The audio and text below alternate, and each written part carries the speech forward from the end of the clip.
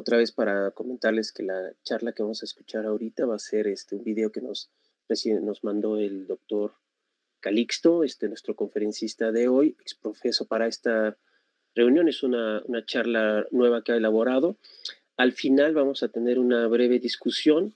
Va a ser conducida por el doctor Ismael Herrera.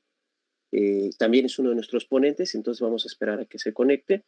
Y también hice una pequeña omisión que me gustaría corregir, un agradecimiento también a nuestros estudiantes del 5, principalmente los que pertenecen al laboratorio de socioneurobiología, que siempre han participado en la realización de este evento y que sin su ayuda, la verdad, tampoco podríamos haber organizado los eventos con la calidad con la que siempre los hemos organizado. Y un aviso más también, gracias siempre a nuestro querido maestro Alejandro Jaimes, que siempre está tras bambalinas debatiéndose entre el Facebook, YouTube y las presentaciones aquí.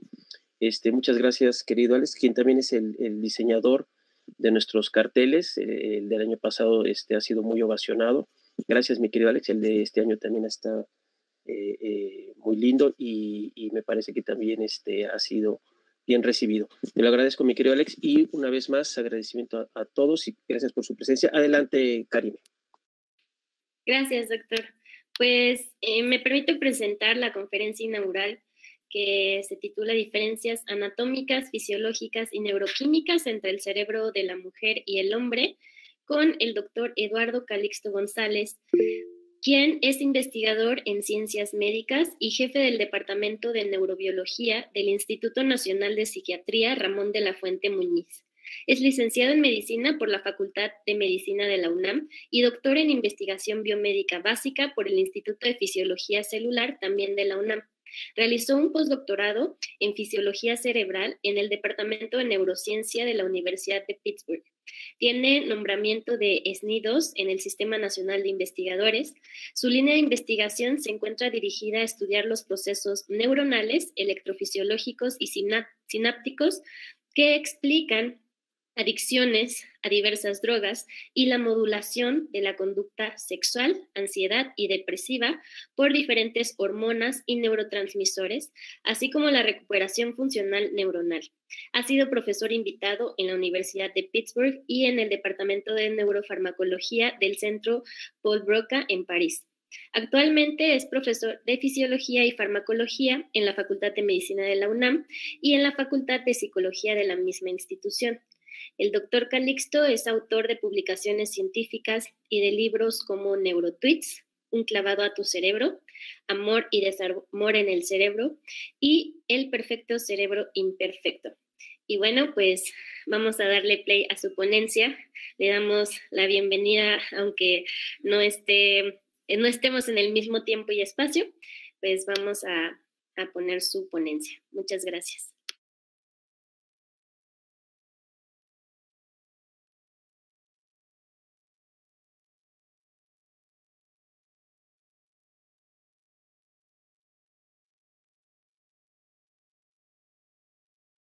Hola, ¿qué tal? Muy buenos días. Hoy, que es 7 de abril del año 2022, les doy la más cordial de las bienvenidas para hablar de un tema que es apasionante y al mismo tiempo controversial y por otro lado, entre la anécdota y entre las evidencias, pues pasamos de una historia de contarnos cosas maravillosas a través del cerebro diferente entre hombres y mujeres al anecdotario fisiológico y por otro lado, tratar de llegar a encontrar que si estas controversias tienen una explicación desde el punto de vista científico. Soy Eduardo Calixto y el día de hoy vamos a hablar de diferencias cerebrales entre hombres y mujeres desde el punto de vista de las neurociencias, cómo esto influye en la cotidianidad, pero también en el proceso de algunos trastornos. Así que les doy la más cordial bienvenida. Gracias por estar con nosotros. Gracias por esta interacción académica. Y empecemos. El cerebro es una estructura maravillosa, increíble. Pese al 20% de nuestro peso corporal, tiene prácticamente involucrado el 58% de los genes de todo nuestro cuerpo y utiliza el 20% del oxígeno, además de que consume 1 litro de sangre prácticamente por minuto, y esto implica que es un órgano privilegiado. Tengo que decir claramente que un artículo publicado en febrero del año pasado del febrero del 2021, por Liz Elliott, Ednan Hamed, Eva Khan y Julie Patel, en donde decían palabras más, palabras menos, que pues estas diferencias cerebrales realmente están basadas en estudios y en experimentos que no son lo más correcto, que no se hicieron aparentemente estos procesos de manera, estas mediciones de manera congruente. Tengo que decir abiertamente que este artículo vino a dar luz a las neurociencias en cuanto al dimorfismo cerebral y su estudio. Publicado en una de las revistas de más alto impacto, Neuroscience and Biobehavior Reviews.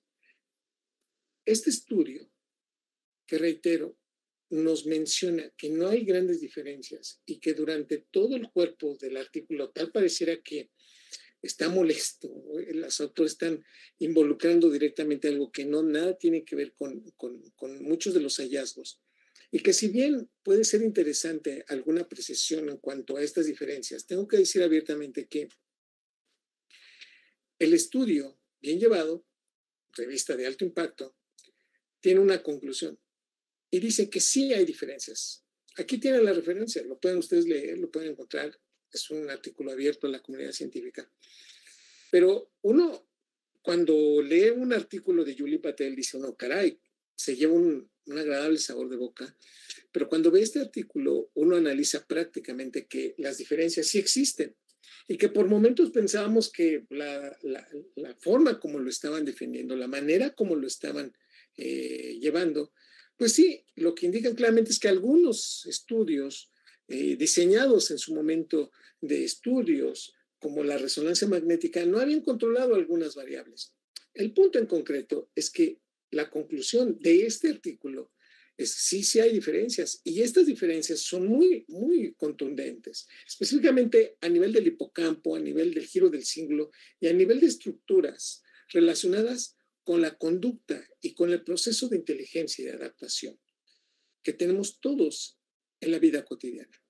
Entonces, menciono esto porque si bien la sesión del día de hoy es diferencias anatómicas entre cerebros de hombres y mujeres, usted me diría abiertamente, oiga, entonces lo que usted me está diciendo es que realmente entonces no hay una diferencia o sí hay diferencias. Y por otro lado es, si usted me está diciendo que la conferencia del día de hoy es hablar de diferencias y me pone un artículo en donde dice que no hay diferencias, ya no entendí. Y le tengo que decir que en la ciencia, cuando hay una controversia, cuando existe un dato contrario, pues es lo que hace crecer la generación de un nuevo conocimiento. Y ante esto, lo que le quiero decir abiertamente es que este artículo vino a remover muchos estudios, pero necesariamente todos, y en función de todo esto, es que efectivamente las diferencias de cerebro entre hombres y mujeres existen. Y esta situación, en términos congruentes, estas diferencias son maravillosamente identificables, tanto desde el punto de vista morfológico, fisiológico, anatómico, e incluso desde el punto de vista molecular.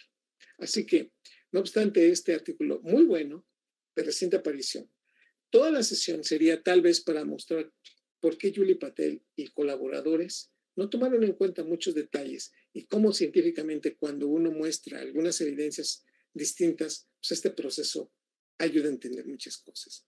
Las diferencias cerebrales entre hombres y mujeres dependen mucho desde el sexo cromosomal, desde cómo se conectan estas áreas, del efecto que tienen hormonas, de cambios epigenéticos, de eventos que van sucediendo en la cotidianidad y cómo esto puede influir en el cambio de la generación de nuevos conceptos, pero también de conexiones nuevas, de la compensación que a veces se generan por cambios fisiológicos, de módulos distintos, de conexión diferente, de una evolución incluso de redes neuronales, pero también de la experiencia, de cambios genéticos, incluyendo el microbioma, esa flora intestinal que puede estar involucrando la producción de diferentes neurotransmisores, puede ser distinto para la generación de conexiones distintas entre hombres y mujeres. Los daños, el sueño, algunos datos característicos en la vida y, por supuesto, todos estos eventos basados en la actividad gonadal que se puede llevar a cabo en la vida. Eso es lo que está atrás. No es tan pueril, no es tan subjetivo. Tenemos que entender que es multifactorial y así como en esta diapositiva, en la que estamos viendo que hay una gran cantidad de diferentes condiciones que explican al cerebro humano, este proceso lo podemos estudiar en esas magnitudes. Empezando con lo básico, un cerebro de un varón promedio pesa 1,350 kilogramos y el de una mujer 1,250 kilos. Y uno automáticamente dice, claro, entonces el cerebro del varón, al ser más pesado, entonces es más inteligente, tiene mayores capacidades. No, yo diría abiertamente, el cerebro de las mujeres es más conectado y al tener una mejor conectividad y una estructura fisiológica lo hace más eficiente. Madura más rápido y las conexiones y la velocidad de información es tan dinámica en el cerebro femenino que esto pues implica claramente una diferencia significativa en la función de cómo nos vamos dando cuenta de estas diferenciaciones. Si lo vemos desde el punto de vista, ¿cuáles serían algunas diferencias que tiene el cerebro de hombres y mujeres? Por ejemplo, nos daríamos cuenta que en los hombres el déficit de atención, por ejemplo, el autismo, la dislexia, el síndrome de Tourette e incluso algunas esquizofrenias son más frecuentes en los hombres con respecto a las mujeres que tienen más datos, por ejemplo, de una esquizofrenia tardía, de anorexia, de bulimia, de esclerosis múltiple, de ansiedad y de depresión más frecuente. Es decir, los cambios de neurotransmisores que están atrás de muchos de los factores de trastornos de la personalidad también están involucrados entre hombres y mujeres. Por lo tanto, la neuroanatomía implícita en estos procesos indica claramente que hombres y mujeres sí tienen diferencias en cuanto a su conectividad. Y entonces nos damos cuenta así de este punto que la genética, la edad, la experiencia ha podido determinar que si estas diferencias existen, hay una neuroanatomía y fisiología característica que por momentos se podría modificar, que no puede ser tan marcada en todos lados, pero sí estamos hablando de estas diferencias fundamentales.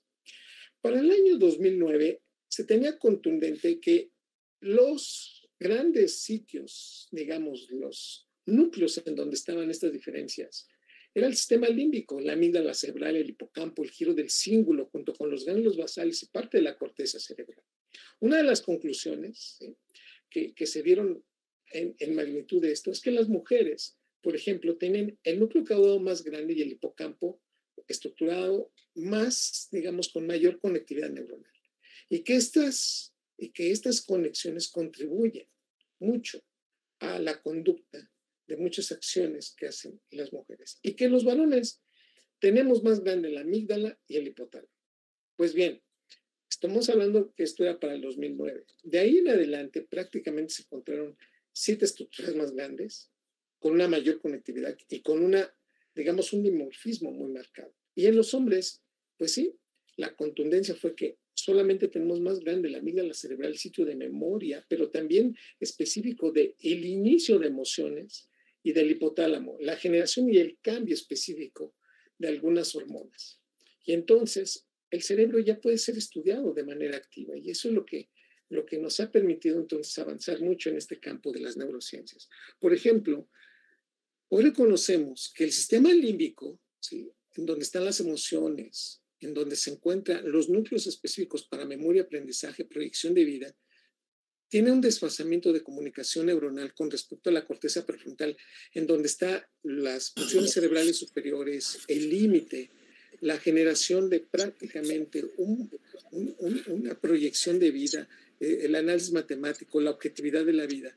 Hay un desfasamiento básico. ¿Qué quiere decir esto? Si esto lo vemos en años, por ejemplo, la madurez del sistema límbico, de la red del sistema límbico, de las emociones, madura más rápido y eventualmente hay un desfasamiento de prácticamente 10 años en la madurez de lo que corresponde a la corteza prefrontal.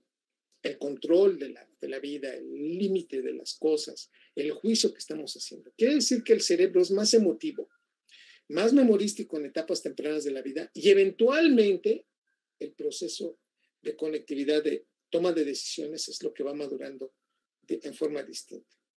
Hoy sabemos entonces que las neuronas de la amígdala, este núcleo de las emociones, ¿sí?, ocurre en la pubertad.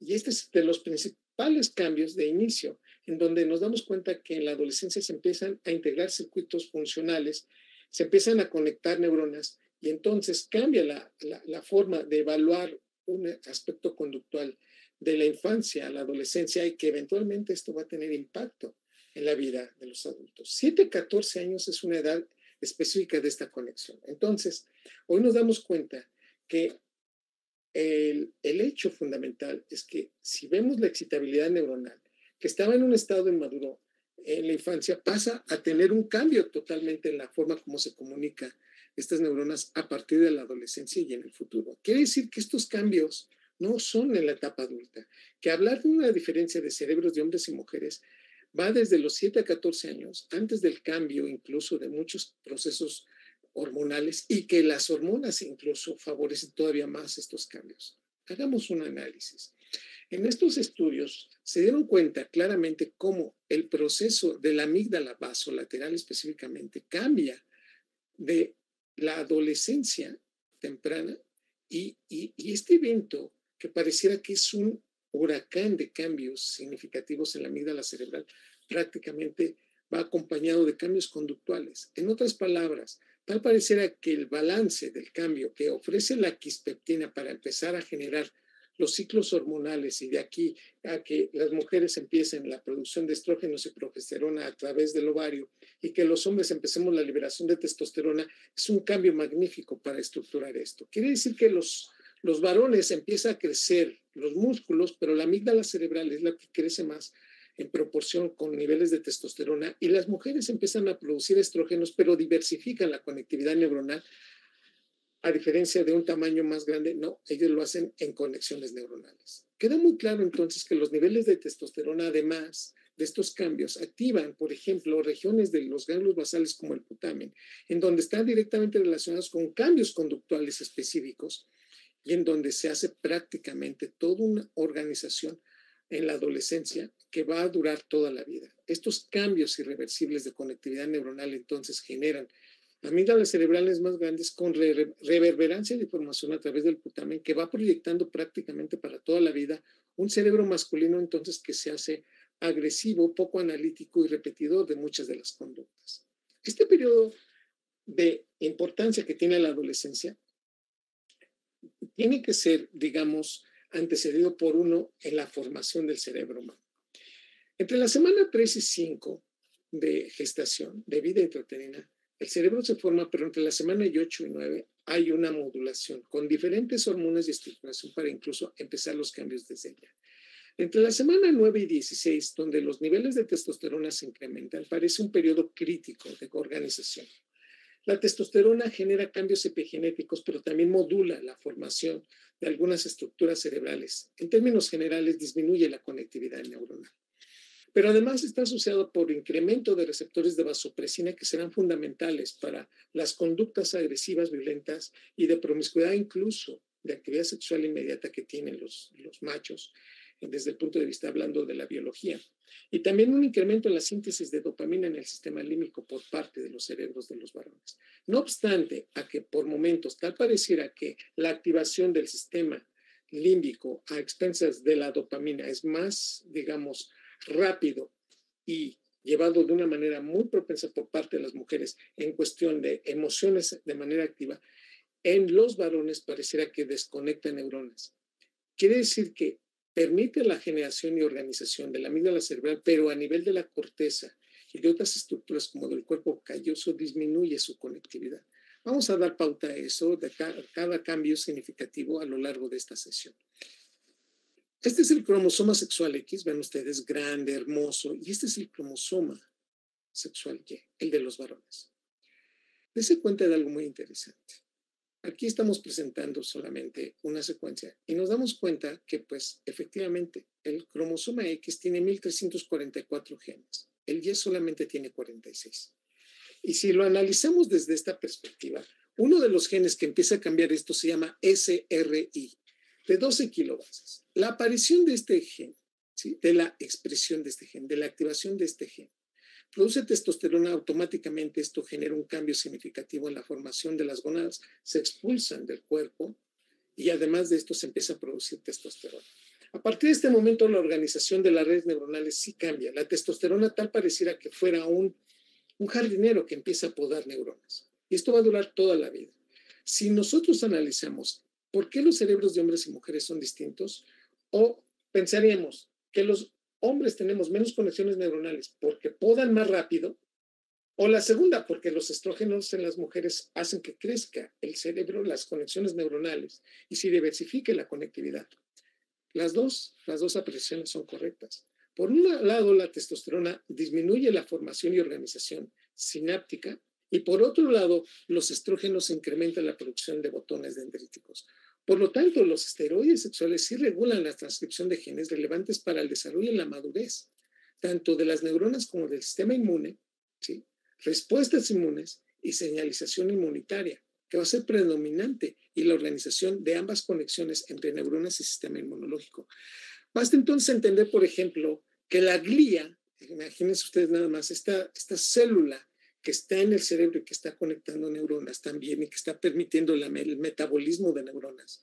¿Sí? Los hombres tienen una microglia más grande, tiene una expresión mayor del reconocimiento del complejo mayor histocompatibilidad tipo 1 y tipo 2, y la respuesta a las concentraciones de ATP y, en este caso, de sustancias metabólicas activas es más fuerte en el cerebro de los varones.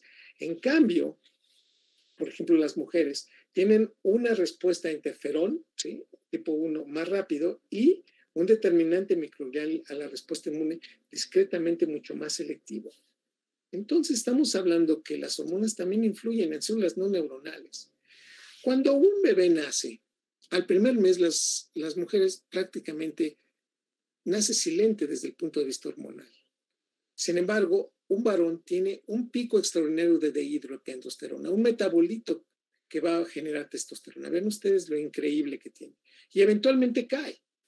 Pues esto dura aproximadamente no más de 3 meses. Quiere decir que un niño que nace tiene un pico de dihidroepiandrosterona tan grande como si fuera adulto, y eventualmente rápido cae para hacer que o sea, no se ve nada entre los 0 y los 10 años, y eventualmente estos se empiezan a incrementar para después entre los 25 y 30 años empieza la declive de testosterona. Pero lo que quiero que ustedes analicen es cómo los andrógenos son prácticamente favorecidos en la primera parte de la vida de los varones y eventualmente cuando son adolescentes.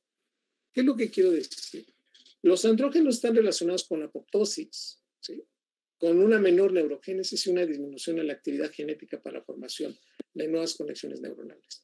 En cambio, el cerebro de las mujeres tiene menos apoptosis, tiene mayor neurogénesis y mayor actividad neuronal.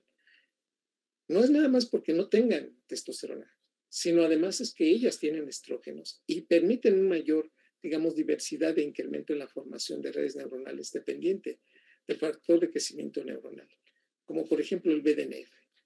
¿Esto qué quiere decir? Bueno, además de todas estas conexiones, imagine usted que las neuronas espejo, las neuronas especulares, aquellas que están en el giro del cíngulo y también en diversas regiones de la corteza cerebral, generan entonces campos visuales táctiles y auditivos, y en términos generales los hombres las tenemos menos conectadas que las mujeres, y es por eso que las mujeres son más empáticas prácticamente toda la vida. Esto quiere decir que las mujeres, teniendo prácticamente un discreto aumento de las neuronas especulares, las tienen más conectadas y pueden tomar decisiones, pero también capturar desde el punto de vista social por estos factores hormonales de inicio.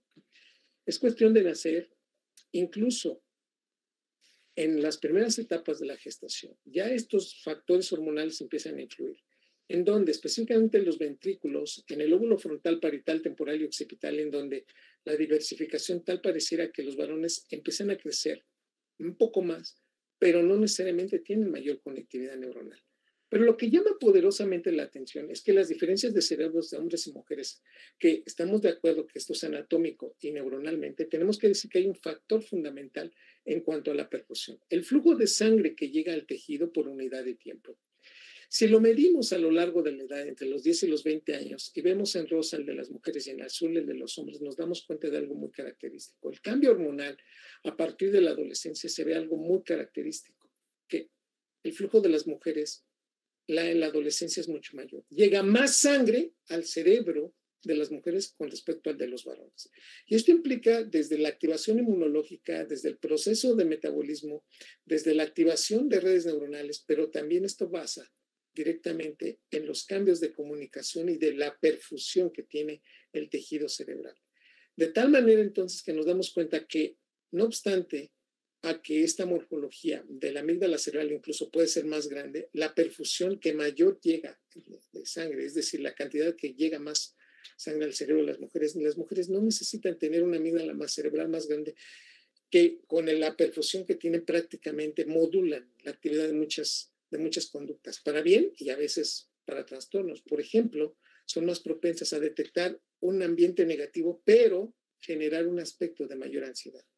Quiere decir que las ventajas que podemos decir, claro, o sea, una mujer, un golpe, un traumatismo, un edema cerebral rápidamente se reabsorbe con mayor velocidad en el cerebro femenino que en el masculino, ¿sí?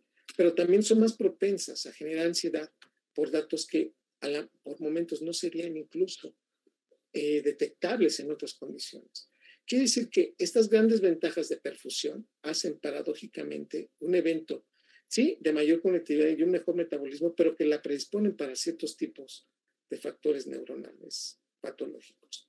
En lo general, entonces, el cerebro de los varones están estructurados para conectar percepción y acciones coordinadas, digamos, físicas, mientras que el de los femeninos empiezan a tener mayor comunicación las áreas cerebrales que están relacionadas con los procesos analíticos e intuitivos. Las mujeres tienen mayor comunicación entre los dos hemisferios cerebrales, tienen una mejor comunicación del área prefrontal con el sistema límbico. En cambio, los hombres tienen menos conexiones entre hemisferios cerebrales, pero un incremento en la conectividad de las regiones frontales con los temporales, y entonces esto indica claramente cómo el hombre está predispuesto a nivel anatómico para una mayor conectividad de física, o sea, una mejor cantidad de músculos conectados y de mayor fuerza con respecto a una comunicación interhemisférica para ser utilizada para el análisis del lenguaje, de las proyecciones sociales y una, digamos, velocidad de comunicación de una corteza prefrontal que se va a adaptar más rápido a la vida. Hoy podemos medir esto por estudios de resonancia magnética funcional, que implica entonces que podemos seguir las conexiones entre la amígdala cerebral, la corteza prefrontal, y nos damos cuenta cómo la madurez de las mujeres es más rápida en su cerebro que con respecto a los varones. ¿En dónde se basa este punto?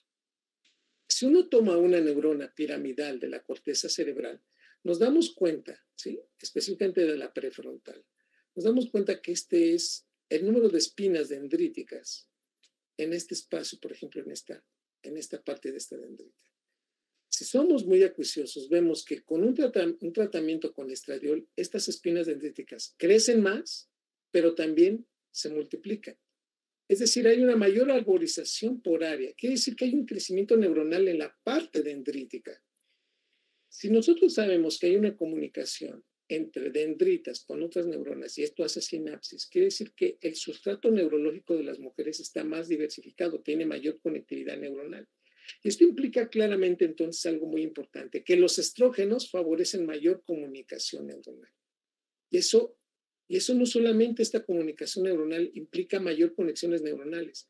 Hoy resolvemos incluso un artículo publicado, como lo ven aquí en el año 2009, indica claramente que los estrógenos que permiten esta comunicación dendrítica, que permiten una mayor formación de RNA mensajero en el espacio, ¿sí?, de la dendrita, en el botón dendrítico, un ARN que es independiente del genoma que está en el soma y que permite a su vez mayor conectividad neuronal, también está involucrado a nivel presináptico en una mayor liberación de neurotransmisores. Si bien los estrógenos son neuromoduladores de ciertas neurotransmisiones, como por ejemplo la GABAérgica y la glutamatérgica, es un antagonista GABAérgico y un excelente agonista GABAérgico desde el punto de vista de la activación de receptores. Nos damos cuenta que también los estrógenos están involucrados en una mayor liberación de glutamato y una disminución de GABA en el estriado y en el hipocampo, y un incremento de glutamato en el hipocampo. Y esto implica claramente un incremento en la excitación de sitios en donde se están generando, sí, recuerdos, y un cambio en la activación de procesos de revocaciones de información y de estructuración de estar retroalimentando información. Libera acetilcolina y entonces incrementa la liberación de acetilcolina en el hipocampo, en la corteza frontal, involucrada en procesos de aprendizaje. Cambia la modulación de la liberación de noradrenalina y en el estriado modifica los estrógenos la liberación de dopamina. Quiere decir que en un estado basal, los estrógenos incrementan no solamente comunicación neuronal, sino además, si la dopamina está elevada, modificación del estado conductual, un incremento en las sensaciones de plenitud, de bienestar y de un proceso emotivo muchísimo más evidente, que los estrógenos permiten una mejor formación de motivación, de aprendizaje y de regularización de las emociones. Queda muy claro que el cambio en esta comunicación y en la fisiología que está llevando el cerebro está totalmente relacionado con la actividad de los estrógenos. Y los varones tenemos una disminución específica de la testosterona a partir de los 20-25 años. El cerebro humano tiene al momento de nacer promedio 100,000 millones de neuronas. Después de los 35-38 años tenemos aproximadamente 86,000 millones de neuronas. Y gradualmente después de esta edad empezamos a perder números de neuronas. Hoy sabemos que si bien la testosterona y la dehidrotestosterona están detrás del apetito sexual, de la violencia, de la agresión y de estos cambios cotidianos que tenemos todos los días, es que la testosterona tiene una relación directamente con una activación del NMDA y una disminución de la activación del receptor GABA. Y entonces también es un modulador, pero su actividad es más genómica que moduladora desde el punto de vista sináptico. Reitero, la testosterona está relacionada con metilaciones y esto son cambios epigenéticos que a lo largo de la vida van generando una mayor desconexión neuronal. Es decir, no solamente la experiencia, sino también el determinante hormonal implica la generación de cambios a niveles hormonales. La testosterona reduce la empatía, específicamente, ven ustedes el tamaño, 100 kilogramos del cerebro de hombres y mujeres. Usted me dirá, pues yo veo lo mismo, doctor. No, hay una diferencia específica, pero hay un incremento, como les habíamos comentado, en la amígdala, y en estos cambios en la comunicación neuronal, cerebros más grandes y evolutivamente también más propensos a emociones de reducción de empatía. Para el año 2008 se sacaron las primeras evidencias en donde se decía claramente que las mujeres tenían más grande el cuerpo calloso, ciertas áreas de comunicación sensitiva en el cerebro y que los hombres éramos, digamos, más límbicos en este proceso. Este concepto ha ido cambiando a lo largo de los últimos años. Los hombres tenemos más grande la amígdala cerebral, específicamente la basolateral, el centro medial, regiones como el hipotálamo y discretamente más grande el putamen y el pálido. Pero las mujeres tienen más grande el giro del cíngulo, la corteza occipital izquierda, el lóbulo parietal izquierdo, la orbitofrontal izquierda y la corteza prefrontal. Y aquí este es un punto esencial. Tienen la estructuración a nivel cortical más grande en su corteza prefrontal y del giro del cíngulo.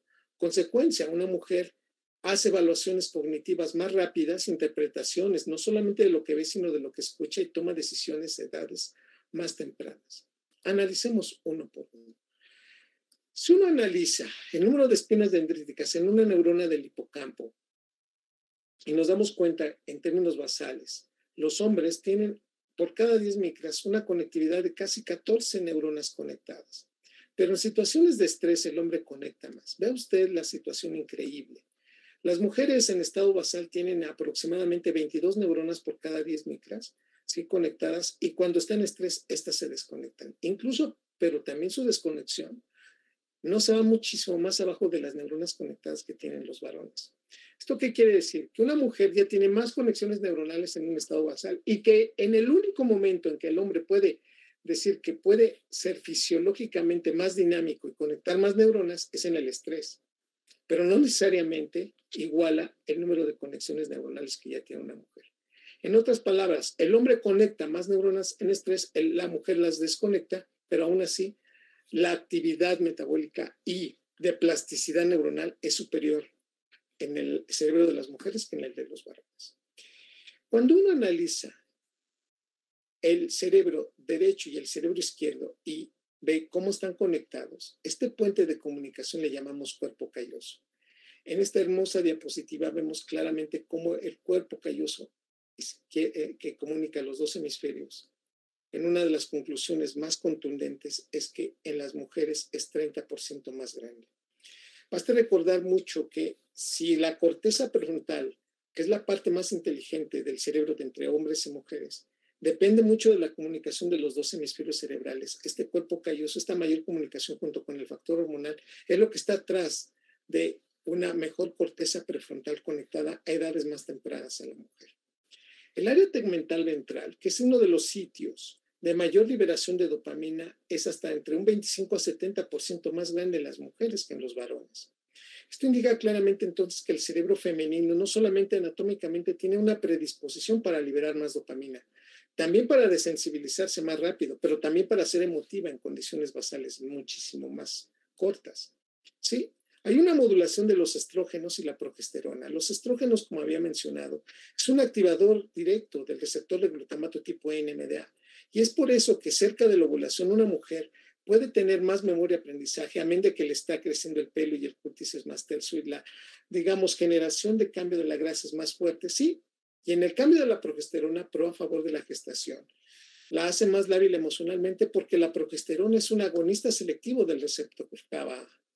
Es un modulador alostérico positivo, es como si fuera la benzodiazepina endógena. Entonces, a mayores niveles de progesterona, de nuevo después de la ovulación, una mujer duerme más, le da más hambre, su cuerpo está favoreciendo un estado posible de embarazo y en consecuencia, todo este proceso de cambios hormonales también nos hace cambiar su conducta. Pues entonces no nada más habla de los cambios estructurales, citoarquitectónicos, sino también de la fisiología cotidiana. Las mujeres sí cambian su manera de pensar de acuerdo a un estado hormonal. No solamente esto, no es una frase peyorativa o en contra de un feminismo. Fisiológicamente, biológicamente nos está mostrando que el cerebro femenino tiene una mayor capacidad de plasticidad neuronal neuroquímica. En cambio, los varones tenemos este proceso, reitero, de un hipotálamo más grande y una amígdala cerebral más grande, conectada con unos procesos pues, de memoria que van a estar relacionados con ese evento. Los varones tenemos entre un 70 y un 85% más grande la amígdala cerebral. Es una de las estructuras que más comunicación tiene con todos los núcleos cerebrales. Pero entonces viene una sorpresa fundamental. En un estudio publicado en el 2009 por el grupo de Conrad, muestra claramente que las mujeres tienen mayor activación de la amígdala cerebral izquierda, y no obstante a que los hombres la tienen 75-80% más grande, 85% más grande. Pero entonces me está usted diciendo, doctor Calixto, que no obstante que el cerebro de las mujeres tiene mayor conectividad neuronal, sí. Y es más pequeña, sí, pero es más rápida funcionalmente, sí. Y esto queda demostrado entonces en que la amígdala cerebral izquierda está relacionada con una mayor activación. ¿Qué es lo que me quiere decir esto? Que desde el punto de vista fisiológico, el principio del llanto, el reflejo del llanto está predispuesto y está generado más rápido en las mujeres que en los varones. Si bien el hombre es más violento, la mujer es más vulnerable y es más detectable para su sentimiento de vulnerabilidad porque trabaja más rápido su amígdala cerebral izquierda. Esta región que se tiene aquí el cerebro se llama giro del cíngulo, corteza cingulada. Es la que rápidamente detecta las emociones de la persona que ve enfrente, pero también las mías. Es decir, ¿cómo sé cómo estoy? ¿Cómo sé cuál es el sentimiento que me toca tener? Porque mi cerebro detecta qué emoción tengo, pero también de la que está enfrente. Esa emoción que va muy relacionada entre la corteza cingulada y las áreas del dolor. ¿Sí?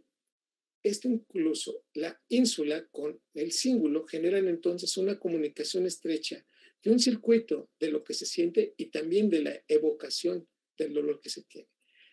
Las mujeres tienen 30% más grande el giro del cíngulo que los varones. Esta es parte de la explicación por qué la mujer detecta inmediatamente la emoción de una persona.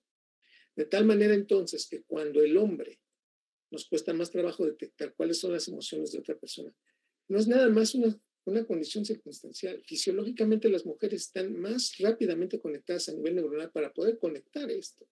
Y la alexitimia es entonces una relación de un proceso que a nivel de las neuronas, si no está bien conectado este evento, si no tenemos adecuada corteza singular, entonces la alexitimia se genera. ¿Qué es la alexitimia? La nula conducta de poder interpretar lo que está enfrente. Ni siquiera de la persona que tiene enfrente, sino de sí mismo. Esto implica claramente cómo hay personas que no pueden leer las emociones de las personas que están enfrente. No saben si están enojados, si están felices. Y semejante, en términos generales, a una persona que no sabe detectar emociones, un alexitímico puede ir por la vida generando problemas sin darse cuenta que él no reconoce emociones específicas. La corteza prefrontal es la zona del cerebro que conecta, digamos, al último de todo el cerebro, pero es la zona en donde tomamos decisiones. Esta persona, ¿sí?, que se toma fotos a los 5, a los 10, a los 15 y a los 22 años, nos muestra claramente que su cerebro se fue conectando más en colores morados, azules. Esto indica claramente que una mujer tiene mayor conectividad prefrontal. Y entonces esto implica que el sitio donde está la región más inteligente de nuestras emociones, los frenos sociales, el proceso de las funciones cerebrales de pensar quién soy, a dónde voy, qué es lo que tengo que hacer en la vida. La mujer llega a su madurez a los 21 años, su corteza prefrontal está plenamente conectada a esta etapa de la vida. Quiere decir que una mujer a los 21 o 22 años ya sabe por dónde va la vida. Los hombres llegamos a esta etapa a los 25, 26 o 27 años, 28 en algunos casos, hasta 30. Esto implica no solamente la experiencia de vida, sino también que las concentraciones elevadas de testosterona implican una disminución en la conectividad en estas regiones del cerebro. ¿Sí? Además, también reconocemos que las áreas con las que hablamos, ustedes me han escuchado con el área de Wernicke y han interpretado todo lo que yo he dicho hasta este momento, y yo he hablado con el área de Broca, la densidad de estas redes neuronales son más fuertes, más rápidas, inmediatas y de mayor diversidad dendrítica en las mujeres, que en el español y en el castellano se ha podido detectar que una mujer habla de 32,000 palabras y hasta un hombre no llega a más de 15,000 palabras hablando en un día. Quiere decir que una mujer habla más y entiende mejor, interpreta la prosodia. Esto en el castellano. En el inglés es un poco menos, pero en el castellano, en donde la diversidad de las palabras, de los adjetivos y de los verbos tiene bastantes juegos, les tengo que decir abiertamente que sí hay una gran diferencia en la conectividad de las áreas que hablan y entienden el lenguaje. La liberación de oxitocina, los receptores de oxitocina, la hormona del amor, la hormona del perdón, la hormona de la socialización es más evidente en el cerebro de las mujeres. Y la liberación de dopamina, como lo habíamos dicho, por esa área tegmental ventral tan grande que generan los trenes de alta frecuencia y la liberación no solamente de un solo neurotransmisor, sino de otros, validado por estrógenos, implica claramente que los niveles de dopamina y los receptores de 2 en corteza prefrontal son más abundantes en el cerebro femenino que en el masculino y que esto involucra también e incluso una manera de excitabilidad distinta por momentos. Sí, efectivamente, no solamente la conducta se entiende por un aprendizaje, sino por un cambio en la liberación y en los receptores de dopamina.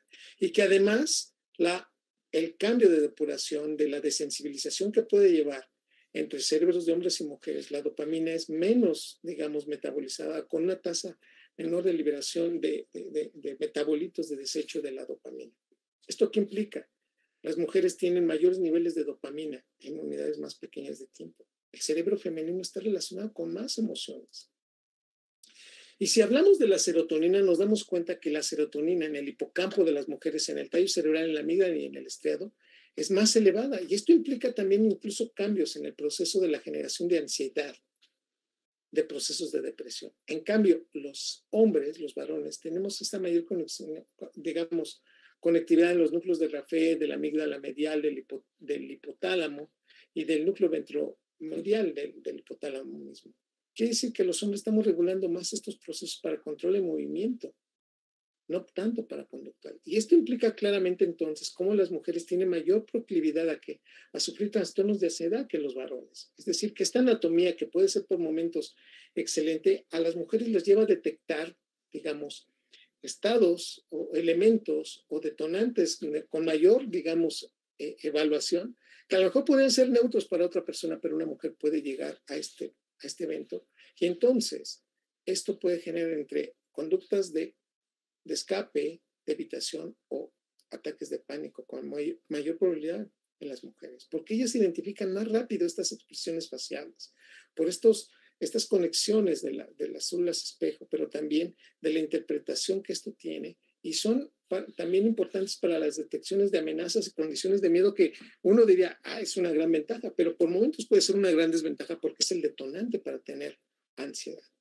Y hoy nos damos cuenta que muchas neuronas, por ejemplo, que son inhibitorias, entre más neuronas inhibitorias, pues en este proceso menos ansiedad tenemos. Y esto se favorece en el cerebro de las mujeres. Reconocemos que las mujeres incluso tienen una mayor, por ejemplo, proclividad a dormir más, pero también a tener más trastornos, ustedes se dan cuenta en el sueño después de los 35 años, que son capaces de poner atención, ¿sí?, más rápido.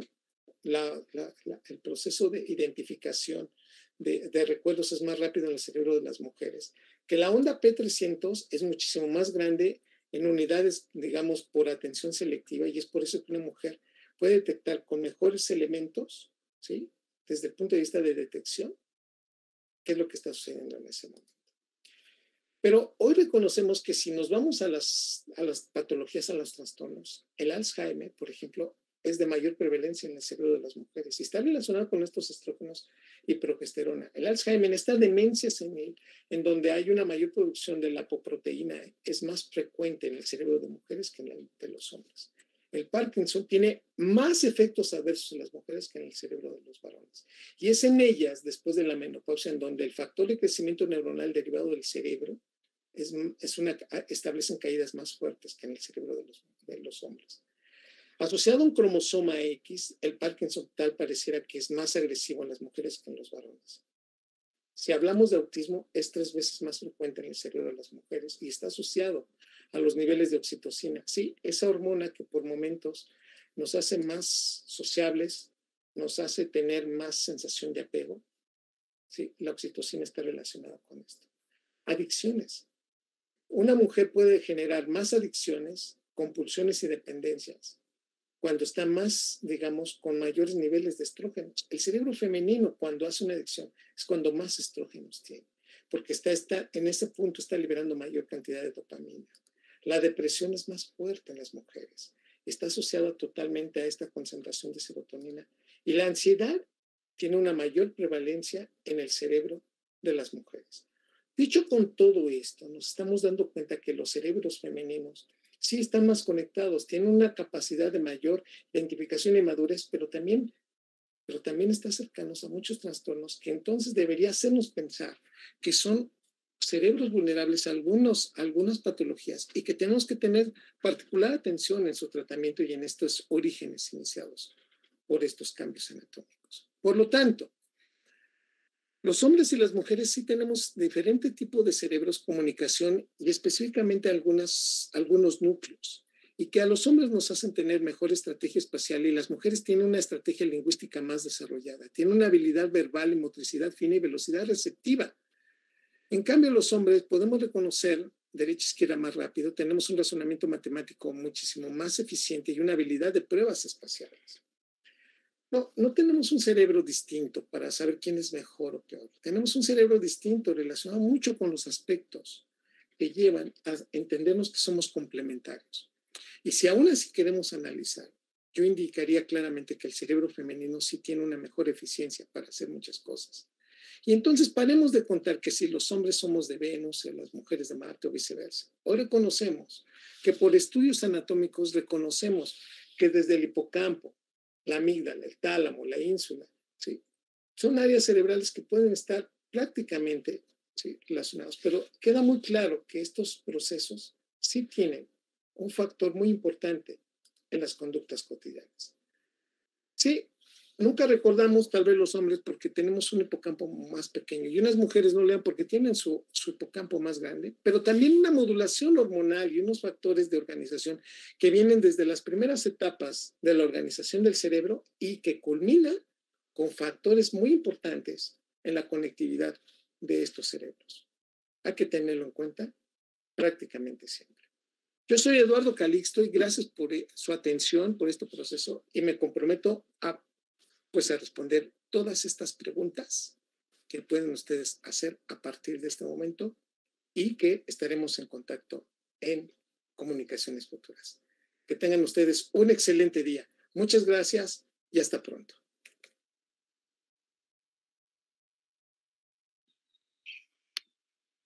Bueno, pues agradecemos al doctor Calixto y nos están indicando que las preguntas se las pueden enviar vía correo electrónico. No sé si nos pudieran enviar el correo electrónico del doctor Calixto. Y estamos viendo la manera de que podamos aquí abrir el diálogo. Entonces, pues no sé, doctor Germán, si le gustaría que iniciáramos o esperamos al doctor Herrera. Sí, gracias, Karime. Bien, el doctor Calixto nos ha comentado que todas las preguntas van a ser respondidas. Incluso creo que nos había ofrecido por ahí que podría mandar algún video, pero de todas formas todas las preguntas van a ser respondidas. Yo de entrada tengo bastantes también para hacer al doctor. Sin embargo, vamos ahorita a conducir una pequeña sesión de comentarios antes de que termine la hora, que todavía nos quedan 10 minutos, que en realidad son para comentarios, preguntas, etcétera, que debíamos hacerle al doctor Calixto. Y estamos esperando a que se nos conecte el doctor Ismael Herrera, que nos va a guiar en esta sesión de discusión. El doctor tenía algunas ocupaciones, pero se comprometió a conectarse a las 9:50. Pero de todas formas, si alguien tiene algún comentario, vale la pena que podamos hacer alguna discusión, o incluso si alguien tiene una opinión sobre alguno de los aspectos que se han comentado en la charla, es bienvenida. No sé si tengamos algún comentario en el YouTube. Aquí acaba de levantar la mano Pablo Valdés e Ivette Gómez. Ok, adelante, entonces escuchamos. Pablo. Adelante. Hola, buenos días. Bueno, a mí me surgen dos dudas. La primera tiene que ver, bueno, o sea, partiendo de todas estas evidencias de que supuestamente sí hay estas diferencias entre un cerebro masculino y un cerebro femenino, me pregunto yo si estas diferencias podrían ser independientes de, por ejemplo, los genitales, ya sea que una persona con genitales masculinos pueda tener un cerebro femenino o más femenino, inclinado más hacia lo femenino y viceversa, ¿no? Como sucede en las personas transgénero. Entonces, bueno, esa es una duda. Y lo que me lleva a la segunda duda, algo más como metodológico en estos estudios, si al momento de reclutar a los participantes, pues obviamente las personas declaran ser hombres o mujeres, pero pues eso no quiere decir o no puedes dar por hecho que tengan tales genitales u otros genitales, ¿no? Entonces, bueno, esa es una cuestión más como metodológica, cómo se pudieron haber llevado a cabo estos estudios. Y bueno, eso sería todo. Muy buena pregunta, Pablo. Sin duda, estamos viendo ahora estas, creo que cada vez es más comentado este tipo de particularidades en torno a la identidad de las personas. Y me parece que es una pregunta sumamente pertinente, es decir, si estamos viendo y si se nos comenta ahorita, por ejemplo, en la charla del doctor Calixto, y de hecho lo sabemos, ¿no?, que las hormonas sexuales tienen efectos en el desarrollo del sistema nervioso y principalmente del cerebro, y estos tienen efectos finalmente cognitivos, pues una pregunta bien interesante es, pues, ¿qué pasa con toda esta diversidad de identidad que presenta la sociedad humana, ¿no? Sin duda es bastante intrincado el asunto. Solamente para comentar, desde mi punto de vista, hay que considerar que los aspectos sexuales y de identidad van mucho más allá de lo biológico. Hay aspectos sociales y culturales que uno debe de tomar en cuenta, ¿no? Que es la otra parte de la historia, es decir, no solamente el hecho del proceso de hormonización de un cerebro, sino también otros aspectos que son también mucho más complejos, ¿no?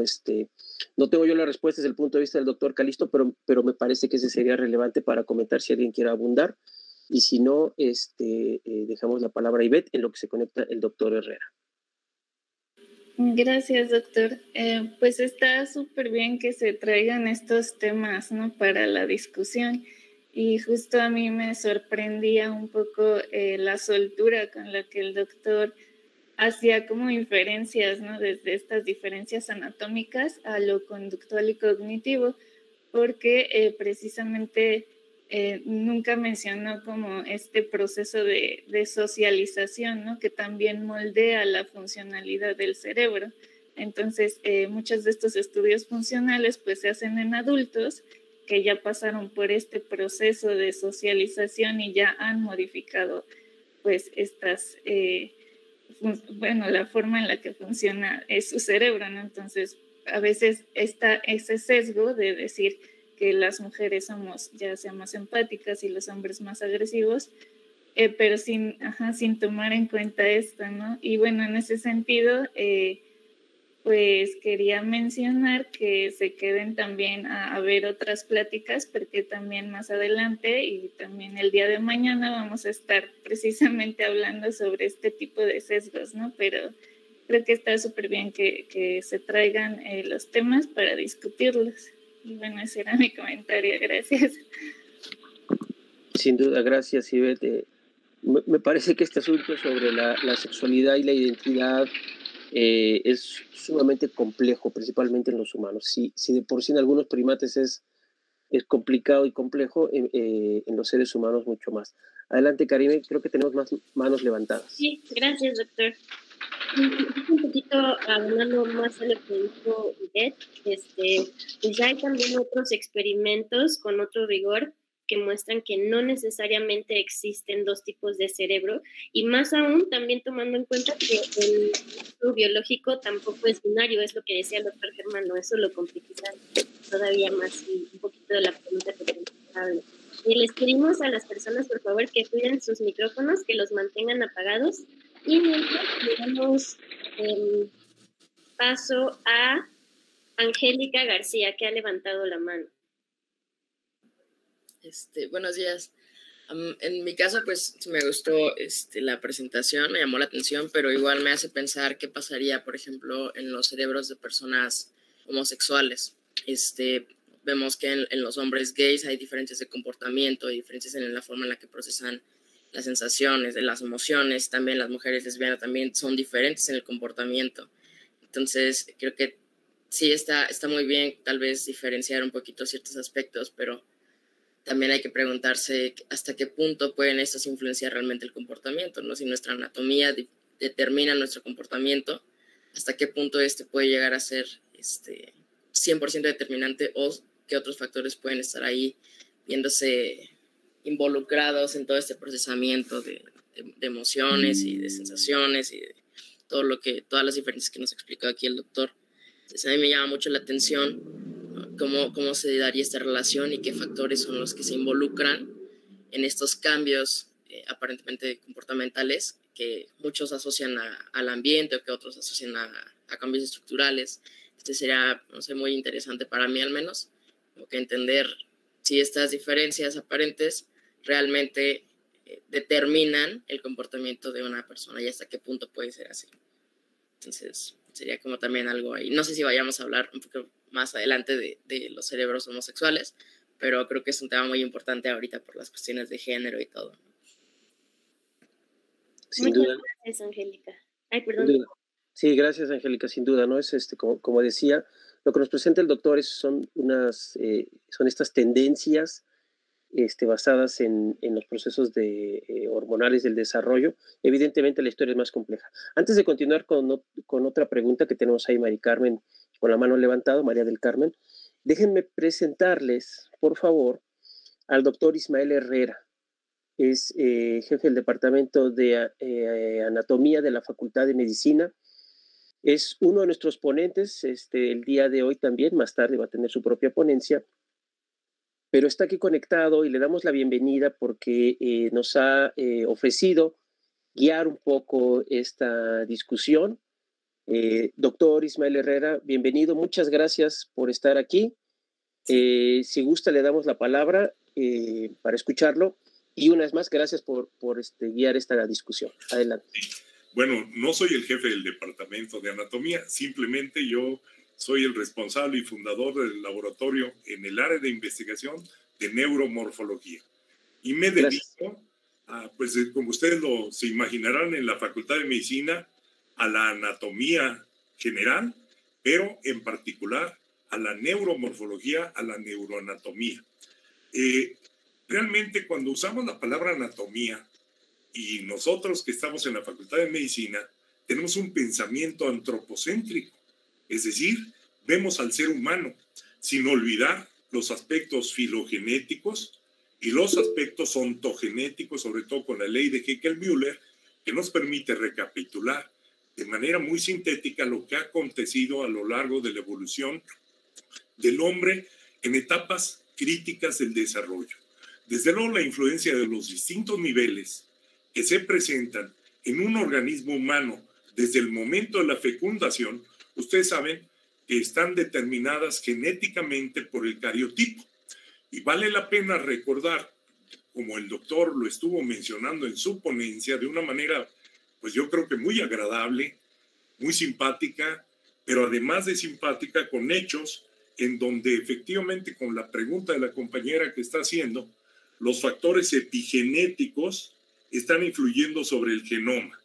Y el genoma, en cada una de las etapas de esa ontogenia, vamos a suponer la etapa embrionaria, pues hay activación de ciertos genes que permiten la formación de enzimas y que están actuando sobre la diferenciación precisamente de tipo interacción hormonal, interacción, momentos críticos de desarrollo del programa genético. En esos momentos precisos va a tener acción de un ambiente específico que va a permitir, pues, que se caracterice el genoma humano, como sabemos, en ese cariotipo donde hay, pues, 23 pares de cromosomas, vamos a llamarlos somáticos, y 2 sexocromosomas. Es decir, el cromosoma X femenino y el cromosoma Y pequeñito, como se decía, con mucho menor número, pues, de componentes de los que presenta el cromosoma X. De aquí se pueden presentar, pues, diversas componentes en esta interacción, en la interacción tanto genética y desde luego en la expresión fenotípica de ese genoma. Cuando hablamos de expresión fenotípica, ya estamos hablando ahora sí de la diferenciación de gónadas o de la inducción a esas gónadas. Por ejemplo, ustedes recordarán que la porción genitourinaria tiene un origen embrionario en donde se forma el mesonefros, primero el pronefros que involuciona tempranamente, es una relación entre la somita, el mesodermo intermedio y el mesodermo lateral que va a formar la somatopleura y esplagnosteura. Es decir, cavidades que se inducen en un momento específico, pero ahí hay, para la diferenciación gonadal, pues una inducción que va a ser determinada por la expresión fenotípica de ese genoma y en particular, si hay un cromosoma Y, va a haber un factor que va a permitir la inhibición y todo esto va a repercutir en las siguientes etapas de formación de las hojas blastodérmicas que por supuesto van a dar origen a cada uno de los componentes de este sistema reproductor en específico o de la expresión que se va dando durante las siguientes etapas del desarrollo embrionario, fetal, postnatal y secuencial. Y por supuesto esto influye sobre el sistema nervioso. El sistema nervioso va a ser influido en todo su desarrollo, como células, como tejido, como órganos, pero sobre todo en esas interacciones que van a tener pues, los sistemas, como el doctor abordó, a través de los